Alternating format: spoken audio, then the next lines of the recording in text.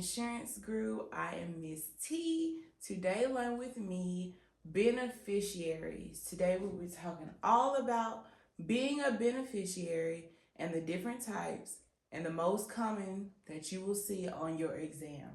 So let's get started talking about first, what is a beneficiary? So a beneficiary is a person or entity that receives the benefits, keyword benefits, after a policyholder dies. So a beneficiary, you can already see the word benefit almost in the word beneficiary. So they are the person that is receiving the benefits after the policyholder has died.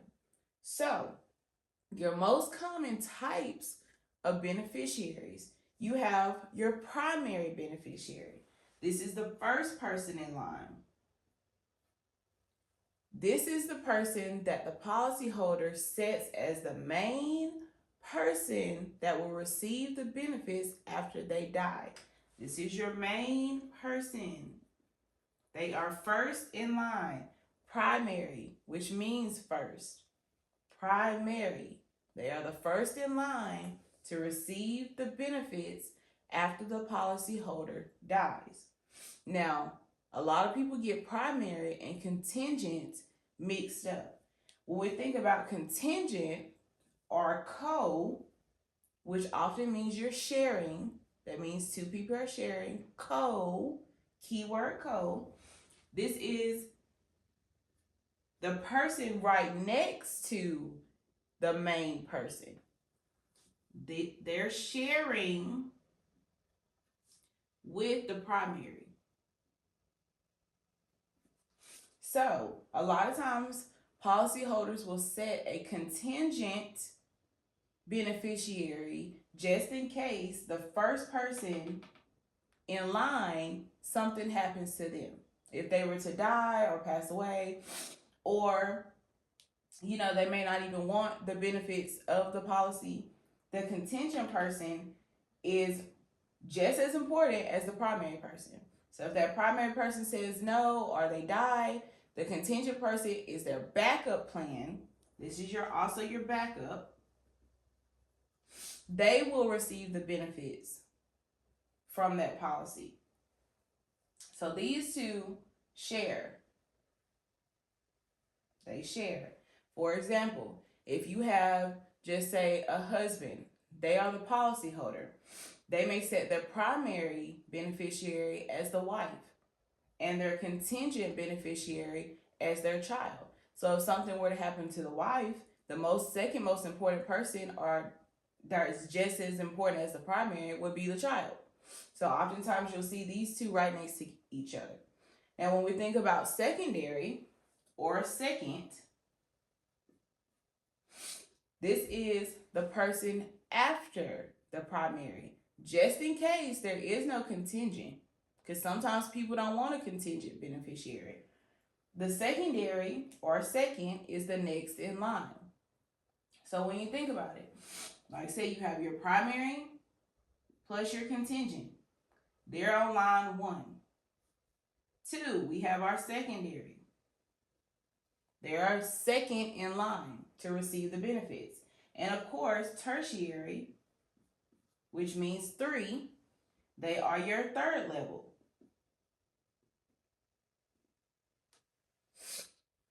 So primary and contingent, they're the most important.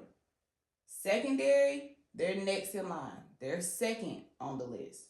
Tertiary, they are third on the list. So you will receive questions on your exam that may have primary, contingent, secondary, or even tertiary on your exam. Now, let's go on to the most tested type of beneficiaries that people often get confused on their exam. Irrevocable and revocable. They look the same, just a little bit different, but we are about to distinguish the two. But before we go into details about them, I want you to note that the most common types of beneficiaries can also be irrevocable, or revocable. So I just want you to remember that. So let's jump into the difference between irrevocable and revocable beneficiary.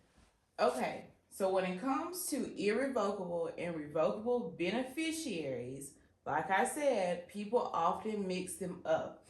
So when we think about irrevocable, I want you to think about Beyonce's old song, Irreplaceable, because that's exactly what it is. Now, when it comes to irrevocable beneficiary, you cannot change this beneficiary on your policy without their consent. Keyword consent, because that's the main word that they will use in the question on your exam. They will ask you, what type of beneficiary requires consent before making changes? It is irrevocable, or they are irreplaceable. You can't just change them whenever you feel like it. You need their permission. That's how important they are on the policy. You are not going to replace me without asking me or getting consent from me first. So when we think about irrevocable, I want you to think irreplaceable. You have to ask me for permission to change me on your policy. Okay? So when we think about revocable, revoke, we can take away or change that beneficiary at any time. We do not need consent from that beneficiary. I can change it. I can revoke. I can take it back. I'll put your name on the policy. I don't want your name on my policy anymore. I revoked it, okay? I can change you. I can take you off of my policy. I do not need your consent. So irrevocable. I'm irreplaceable. You need my consent before you do anything. Revocable. I can revoke or take you away. I do not need your consent to be on my policy. Okay? So I hope this helps you guys on your exam. Don't forget to like, comment, subscribe, share with your family and friends that may be interested in joining us in this insurance industry. We hope you pass your exam. We are here for you. Happy passing, and thank you for being with us today on another episode of Elite Insurance Group. We thank you. See you next time.